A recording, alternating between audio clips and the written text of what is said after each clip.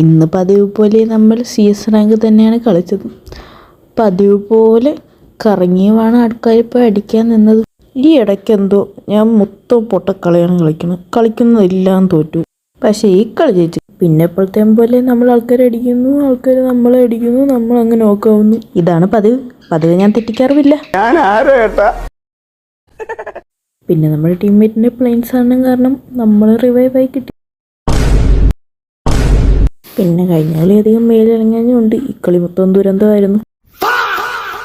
അങ്ങനെ ബാക്കിൽ സോണും ഫ്രണ്ടിൽ ഇനിമ ആയതുകൊണ്ട് നമ്മൾ ഗ്ലൂ ഇട്ട് മുന്നോട്ട് പോകുമായിരുന്നു. അങ്ങനെ എല്ലാ കളിയിലുള്ള പോലെ നമ്മൾ ഒറ്റ പ്രാവശ്യമല്ല 2 പ്രാവശ്യം അടുപ്പിച്ച് നോക്കി.